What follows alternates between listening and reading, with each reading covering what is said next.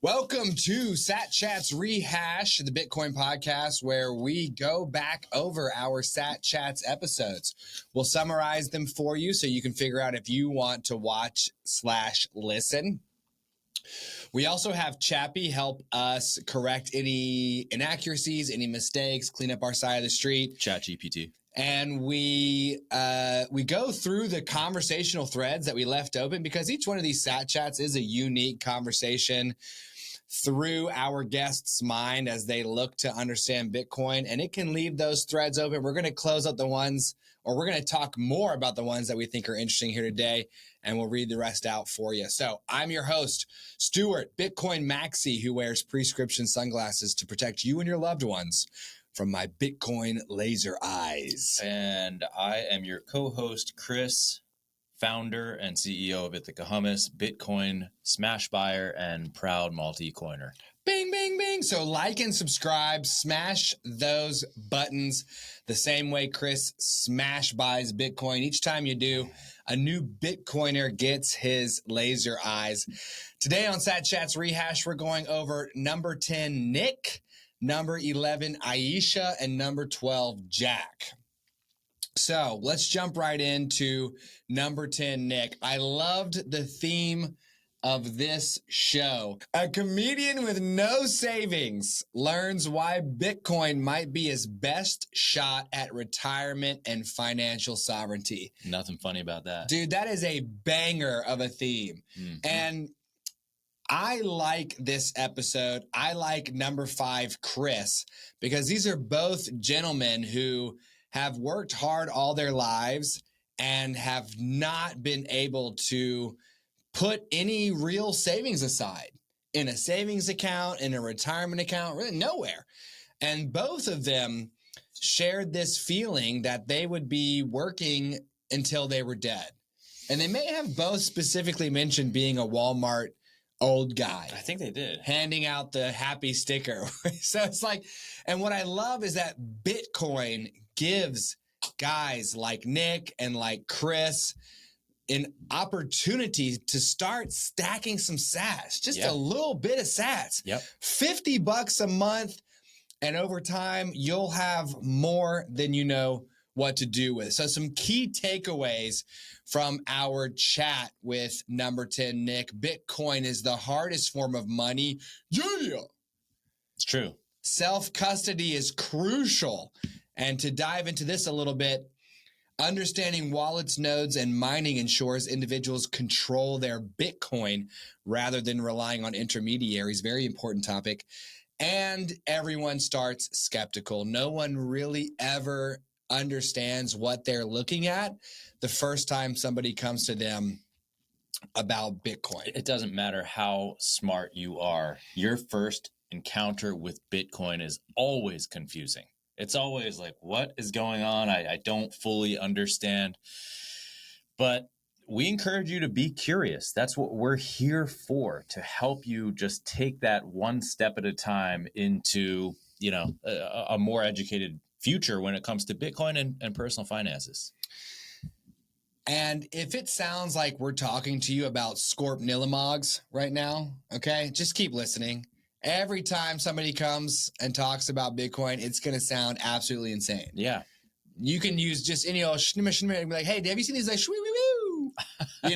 You won't even be able to hear the word that they're saying. Just hang in there. So some of the things that we need to clean up on this. Well, let me stop here. Chris, what did you like about the episode with Nick? Well, it was, first of all, it was great to have a guest join us through our producer, Jeremy. Ooh. Yeah. So, I mean, one of my favorite things about building Sat Chats so far is this group around us that is our team. We're all kind of rowing in the same direction. We're fueled by this purpose and this passion, and it's a lot of fun. And I get a lot out of seeing people contribute in ways that are, outside of their normal, role and responsibility. So I love that Jeremy brought brought this guest to us. Yeah, and it was a good episode. So comment below if you want more of Jeremy's friends and network to roll into the Sat Chat studio to chat with us about Sat. We got to have Jeremy as a guest at some Jeremy, point. we're gonna withhold Jeremy. 999? 999 subscribers. Jeremy comes on the show and becomes a guest. So all right, let's get into some of these inaccuracies and mute that. Okay, let's roll. You want me to rip on this? Uh-huh. All right. Number one, we said nodes check miners work and don't need big computers. Correction. Yeah. So, Chappie. Well, what we were talking about with Nick was mining rigs do a lot of work and they verify the transactions. Nodes don't do a lot of work. They just kind of check that the work has been done. They don't need a lot of power. But there's a little thing here that Chappie wants to clarify for us. Okay, so ChatGPT says that nodes validate transactions and enforce the Bitcoin protocol. While they don't need massive computing power, running a full node, not just a lightweight wallet, requires storage space and constant internet connectivity. So I thought it was kind of interesting for me to learn here today, rehashing Nick's episode, that nodes not only monitor the miners, but also they enforce the Bitcoin protocol. And we've been talking about that from another angle. We keep talking about how Bitcoin requires consensus in order to make a change. And it's just interesting to see it phrased this way, where the nodes enforce the Bitcoin protocol. So as you go from stacking your first sats to jumping into the rabbit hole with us, you might want to set up your own full node so that you can enforce the protocol and say, hey, it's 21 million Bitcoin, right? Because I'm up there saying that's what it's going to be. Let's actually jump to this one, Chris, since it's kind of related. All right. So the next one that we're going to jump to here, nodes don't get paid. Yeah. So we were talking to Nick about, hey, when you solve a block as a miner, you get the block reward. $300,000 in today's terms, 300,000 every 10 minutes, 300,000. And the nodes are simply incentivized to operate in order to protect the Bitcoin network and make sure that that protocol continues along as it is. Okay. So the correction here from Chappie is that while nodes don't receive block rewards like miners, some nodes, as an example, Lightning Network routing nodes, can earn fees for facilitating transactions. Not bad. Holler at me. Can I get a Lightning node in here?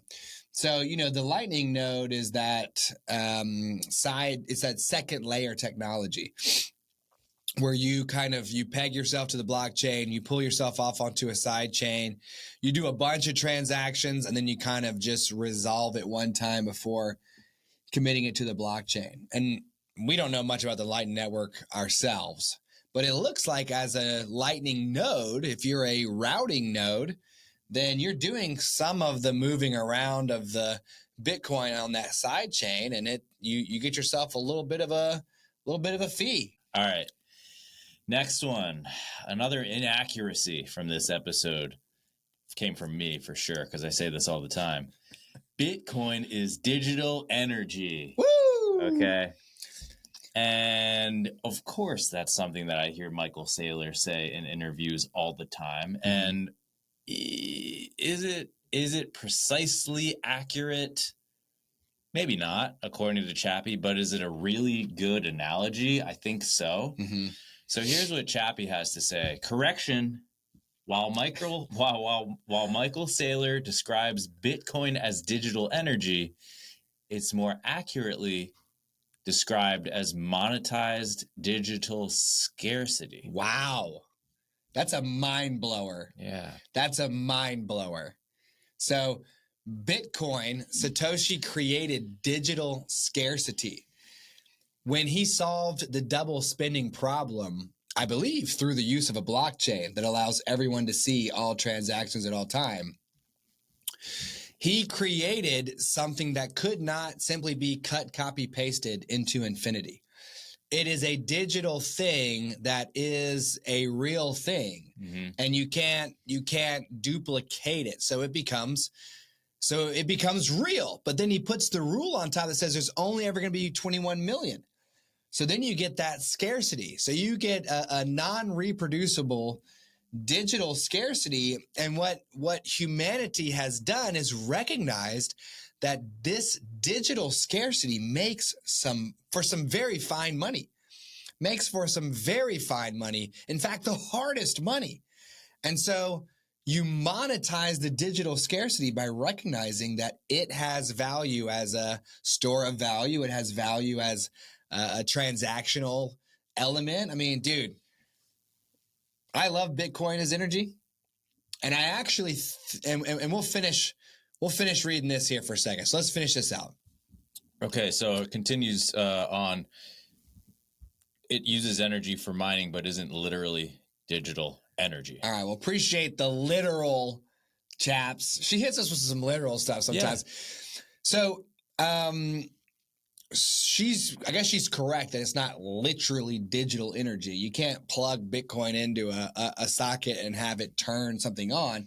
But quite frankly, I believe Michael Saylor understands Bitcoin on a different level than most of us. Maybe even than Chappie. Maybe even more than Chappie. I think he's way out ahead of us. He's way out in the future. Yeah. And he knows what he's looking at, and it is energy. Bitcoin is energy. And I'm okay to stick by that maxim of Bitcoin being digital energy. But I got to tell you, this idea of monetized digital scarcity, that is fire. Yeah. That is hot. Yeah. Yeah. Monetized digital scarcity. Wow. We made something in the digital world that's actually scarce. This is super valuable. We can monetize it. We can use it as a money. Yep. Insane. Yep. All right. So let's move on to number 11, Aisha. Oh, Aisha. So the theme of Aisha's episode was this weaving together of her Bitcoin story with her travels around the world, her artistic approach to life, and what she did to recover from having her Bitcoin stolen from her. So a couple of takeaways here. Aisha focused on Bitcoin as a tool for freedom and creativity. We also took a dive into some of the risks of these digital items, right? And we actually saw that she had her Bitcoin inside a wallet on her phone. The wallet was not protected in any way, and the phone had no lock screen.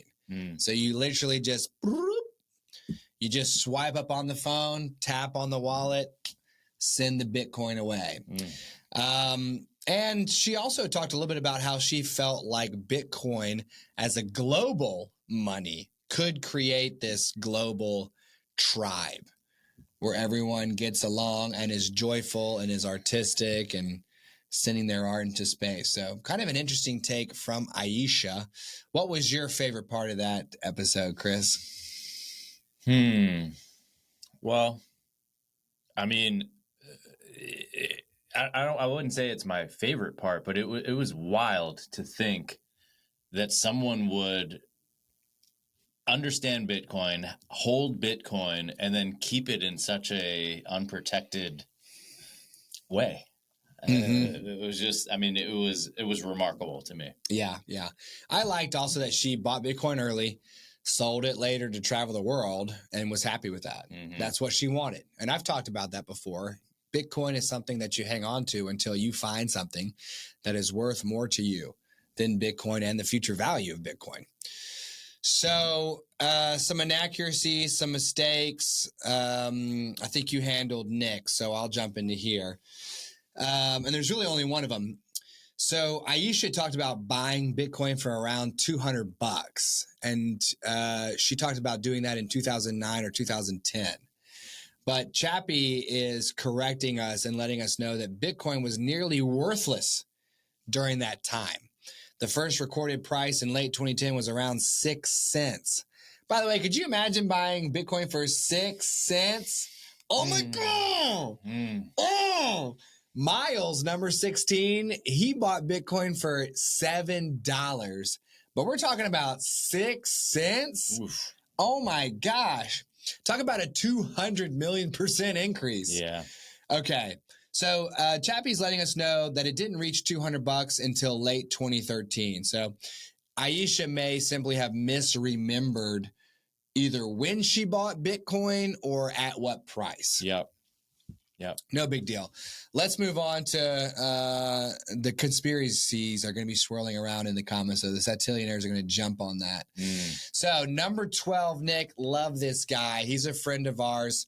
He's the power washer, Cascade Raleigh. I love Nick. And the theme, and this is a nice, clean theme. Chappie says the theme of Nick's episode, Bitcoin is the hardest money ever created. Yep. And it's both digital gold and digital cash. Let's go. Yeah. No notes. No notes to that. So what did you like about, well, I guess here's kind of what we talked about. We talked about Bitcoin as digital gold and digital cash, something that you can store your value in and you can spend it. We talked about inflation. We talked about how the US dollar is losing purchasing power over time.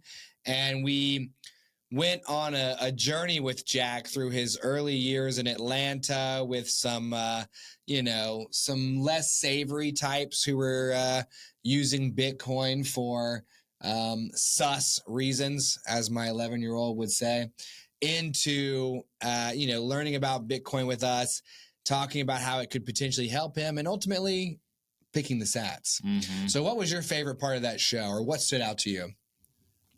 Well, I really liked how I thought it was really relatable how Jack had his first encounters with Bitcoin, and through those encounters had built this association that it was like a way to pay people without there being a record, and it was being used for all these nefarious purchases. Mm-hmm.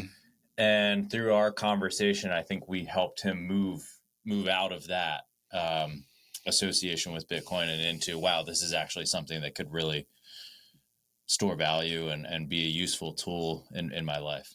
I think a lot of people still today approach Bitcoin as money for Nocturne Alley. And it's like, no, dude, this money is for Diagon Alley as well. Okay. Just because some seedy types use it doesn't mean that we can't use it. Yeah. And quite frankly, a money controlled by no one is a money that anyone can use, good or bad. Mm-hmm. Think about gold. Oh man! I saw some outlaws and bandits in the wild West hit a bank and make away with some gold. I guess gold is for criminals. Yeah, dude, come on. Yeah, I just think it's so funny every time I hear someone make the claim that Bitcoin is used predominantly for criminal activity, and then you go look at the U.S. dollar, right? Like last time I checked, it's the U.S. dollar that fuels the international drug trade. Yeah. Not Bitcoin. Yeah. And if you want a money that is so tightly controlled that criminals can't use it, then go ahead, get yourself to China and hit some of that digital yuan. Get you some of that digital yuan and just see how much you love your life at that point. So, some inaccuracies and some mistakes from Jack's episode. Yep. Okay. So the claim that one of us made, I think this was probably you, Stuart, was that Michael Saylor invented the idea of corporations putting Bitcoin on their balance sheet. Yeah. And this may actually have been in a section of the episode that I cut because I went on an absolute rampage at the very beginning of the show trying to convince Jack to take his Cascade Raleigh pressure washing company and fully yeet all his available money into Bitcoin. You were really excited. You were really excited. Jack's like, Bro. Dude, like I gotta buy like cleaning supplies and stuff. Yeah, he's like, I need like a new power hoses. washer. Yeah. Yeah. He's like, dude, no. What happens if I get a flat tire in my truck? Yeah. Like I'm gonna go pay them in Bitcoin. Right. He's like which I agree with, by the way. For someone like Jack, or anyone with a new business or even an emerging, call it like small to mid cap size company, like oftentimes the best thing that you can do, as long as you've got a successful model worked out, is invest in that business. So anyway, wow. Let's get to the correction here. That's some hot fire from a CEO and founder right there. Look, I mean, I'll tell you that my Ithaca Hummus shares have grown at more than 200, whatever that was from the earlier. 200. He's done more than 200,000,000%. Yeah, bro, it's the best investment I can make. Holy, to keep cash, keep my portfolio as full of Ithaca Hummus shares as I possibly can. Oh my gosh. Yeah. That's crazy. I don't want to sell those. Because they literally did go from 0 to infinity because you made the business yourself and you made the shares yourself. Dude. Yeah. Woo! Jack can do the same thing. So can anybody. So can anybody. Yeah. All right. So the correction to the claim that Michael Saylor invented the idea of corporations putting Bitcoin on their balance sheet from Chappie is that while Saylor and MicroStrategy were the first publicly traded company to announce they were holding Bitcoin as a treasury reserve asset, that's a big deal. To be the first at that, that's pretty dope. Yeah. Companies like Grayscale, via its Bitcoin Trust, and even individuals like Tim Draper were publicly advocating for Bitcoin as a reserve asset before MicroStrategy's move.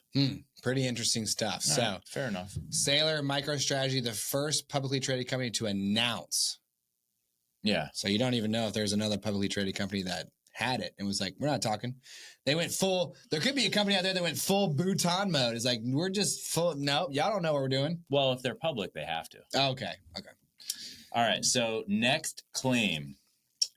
Whoever said this, the U.S. Me, I did. Okay. So the U.S. printed $10 trillion from 1776 to 2020, then printed another 10 trillion in 4 years. Right, during COVID, right? Mm-hmm. The correction from Chappie is that while the money supply did dramatically increase during the COVID-19 pandemic, the exact numbers depend on what metric you're using, M1, M2, M3. What layer of the monetary supply are we talking about here? Okay, so the Federal Reserve increased the M2 money supply by approximately 40% during the pandemic, which is substantial, but not exactly a $10 trillion doubling. So this one is wild for me, and I wanted to include it because halfway through Chappie's explanation, she has to talk about, well, are you using M1, M2, M3? I'm like, what? M what? I mean, this is nuts. We have a monetary system that is so ridiculously complicated, convoluted. It's an absolute swizzle stick. Well, it has to be though, right? I mean, you've got paper currency, then you've got digital money, right? That the banks kind of trade between each other. You know, your whatever's in your savings account. Like it would be wildly inefficient to have every dollar in circulation right now physically printed onto a piece of paper. I mean, especially when you have 20 trillion of them. But right? Yeah, I mean, so is the M2 supply paper money, and that went up by 40%? Because I feel like the website I went to was it's some like huge dashboard that tracks the United States debt, their tax collection, their revenue, all this stuff. So I don't know. I guess I don't know where I got that from, but I believe when I looked, it was 10 trillion in 2020, and then it's 20 trillion by today. But yeah, I think when you add M1, 2, and 3 up, You had 10 trillion. Mm. And then the combination of all three did go to 20 trillion. Yeah. Maybe it's something like that. All I know is that they printed a whole bunch of money during that 4-year period, and it has made everything more expensive. Yeah. I mean, and I put a little note here to talk about Weimar Germany, because I mentioned it briefly. I'm reading a book right now called When Money Dies. Mm-hmm. And it talks about hyperinflation in Weimar Germany after World War I, where the supply of German marks went from 9 trillion to 42 quadrillion. Mm-hmm. One thing that Chappie pointed out that was very interesting to me that I wanted to mention is that by 1923, the inflation caused, the hyperinflation caused by relentlessly printing new sheets of paper meant that employees were getting paid out on wages twice a day. They were having to pay their employees twice per day to try to keep up with the madness. I thought that was an interesting note. Do you want to talk about M1, M2, and M3 really quick? Let's see here. Yeah, sure. All right, so I've got it pulled up here just to be clear. I mean, and we want to be as factual as we can at all times. So M1 includes currency in circulation. Not clear if that means physical, like paper money, or if it just means I mean, still, sorry. This is awesome. Yeah. Currency in circulation includes demand deposit at commercial banks, includes other liquid deposits, also known as narrow money. Okay. M2 includes M1. So these are aggregate buckets. M2 includes M1, includes savings accounts, includes time deposits under $100,000, and includes retail money market funds. M3 includes M2, includes larger time deposit, includes institutional money market funds, includes repurchase agreements, includes money market fund shares and units, includes debt securities up to 2 years. Okay. The Federal Reserve stopped reporting M3 in 2006 because it was thought to be too expensive to estimate. Too expensive to estimate how much money there is? Yeah. Too expensive to estimate how much money there is? You know how expensive do you know how expensive it is to estimate how much Bitcoin there is? None. And you don't even have to estimate. It's 21 million. It's 21 million. Okay. This is hilarious. Dude, and what happens when there's an M4, M5, M6? Yeah. Right? Yeah. M7, M8. Come on, y'all. It looks like there's an M0, and that is the physical paper money. Wow. Okay. So that's madness. Come on. Think about this form of money that is impossible to pin down. There's multiple different ways to track it. Some of it's flying around as sheets of paper.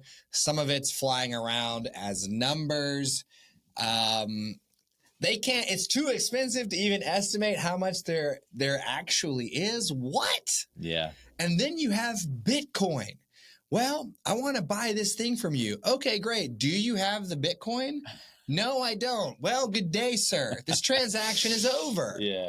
It's hard money. Yeah. The nation state paper, okay? I tried as hard as I could to go as long as I could without saying nation state paper, but that makes me furious to think that we are operating on a monetary system that is an absolute squibbly-bibbledy. Swizzle stick. It is a swizzle stick. It's a NIMBY-PAM, dude. The money is an absolute shum-shum-shum-shire. Like, what is it? What is this? Why? It's unbelievable. Oh, man, that's making me hot. It's not giving me the warm and fuzzies to read that and literally get more confused the more I read.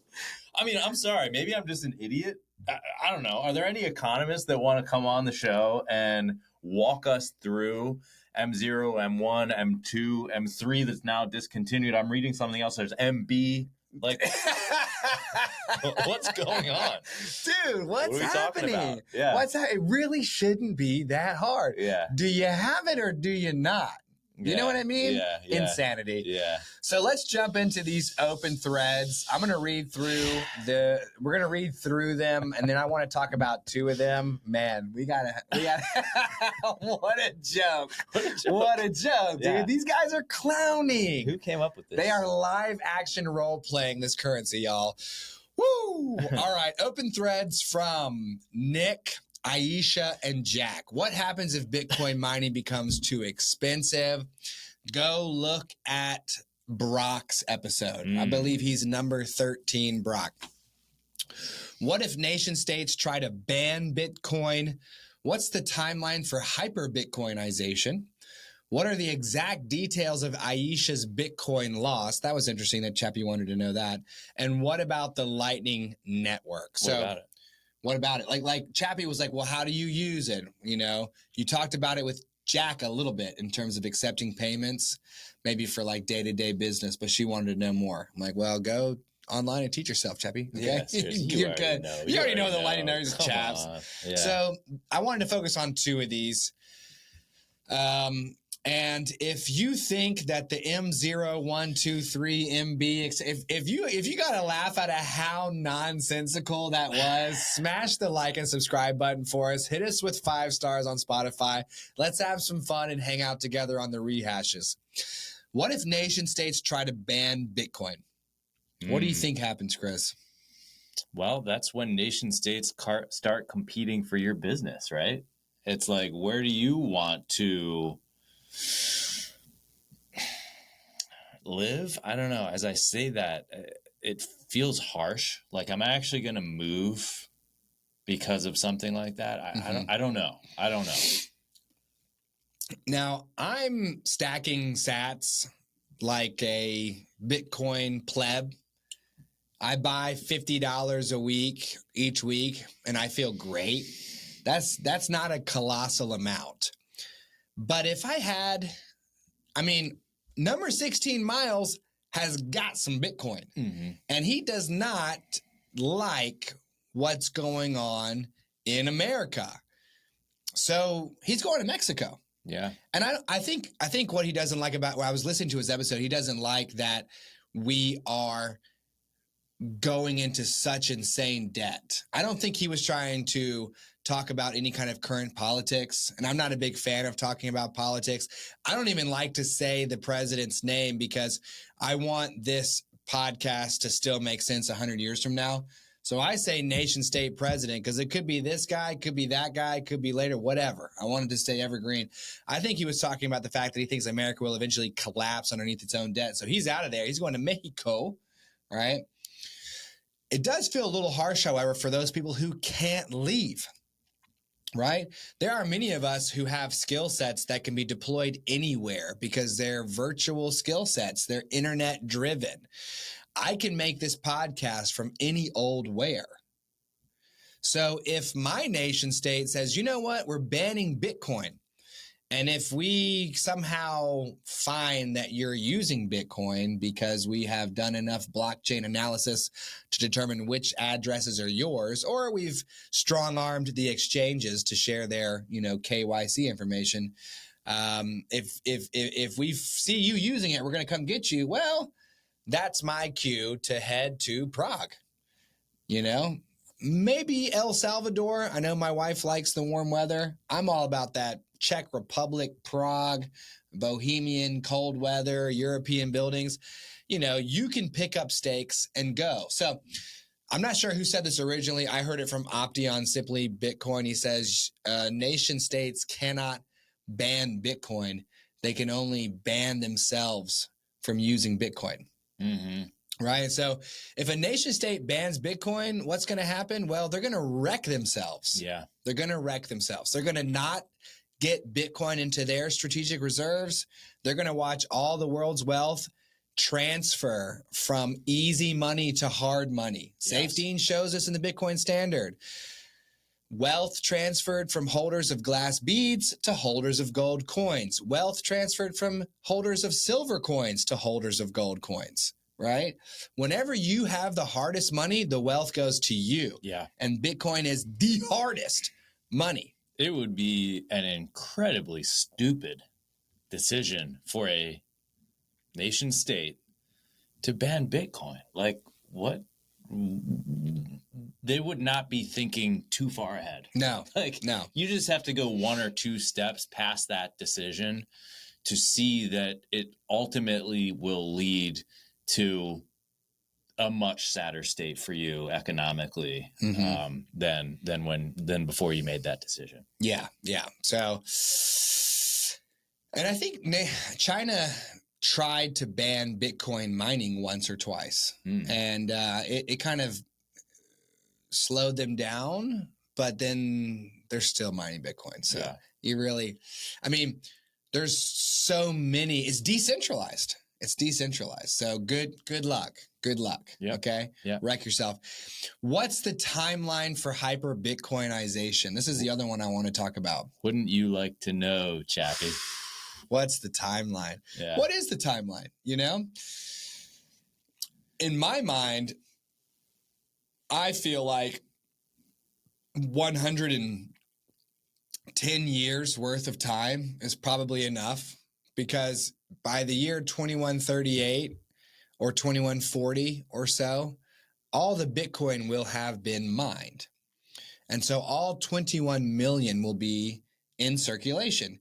And to my way of thinking, and of course, this is just kind of an arbitrary line that I've drawn in my head, surely, by that time, the world will have adopted Bitcoin as its global form of money. Mm-hmm. Surely people will see that government money is easy money. It's M0, 1, 2, 3, never mind. ABC. We can't even print enough money to calculate how much money we've printed. That's what they're saying. Yeah. If M3 is too expensive to calculate, that means that they can't print enough money, dude. So that's my thought process. It's very possible that it'll still take time after that. It's also possible that people will get this quickly and be like, hang on, hold the phone. We're going all in on Bitcoin. When do you think hyper Bitcoinization will occur?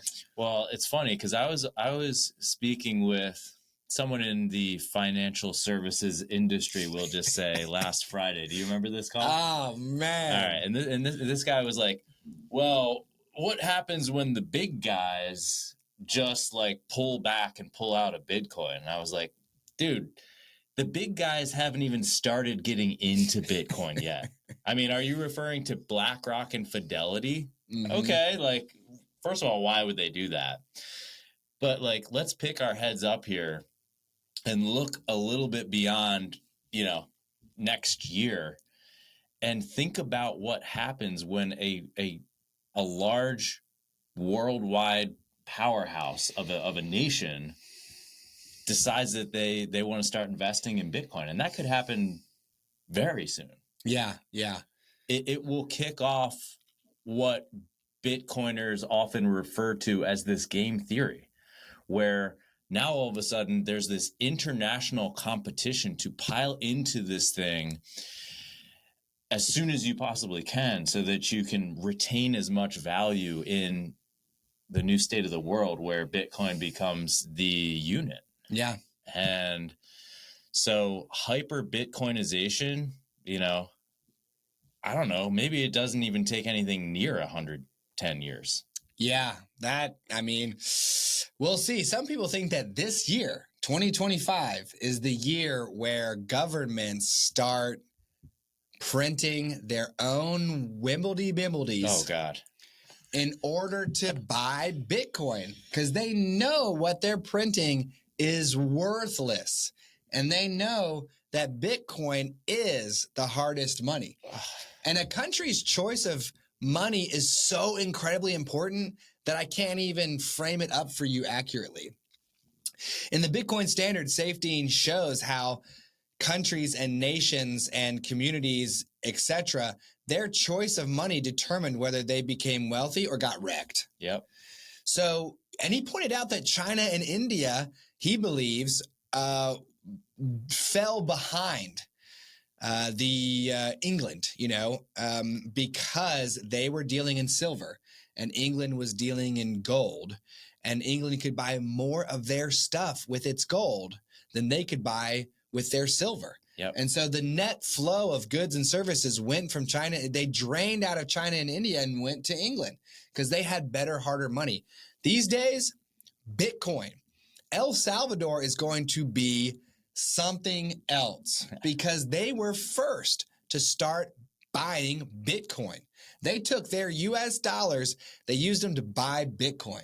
This guy buys 1 Bitcoin per day, and the address is public. Everyone can inspect the wallet of El Salvador and see 1 Bitcoin going in there each day. You better believe that a tremendous amount of global wealth is slowly just getting vacuumed up by El Salvador. Yep. You know what I mean? Yep. The money that is the hardest is the money where all of the wealth goes. So hyper Bitcoinization could happen this year if every single nation state goes hoard. It could happen a little bit later on, maybe in 2140 after all the Bitcoin has been issued.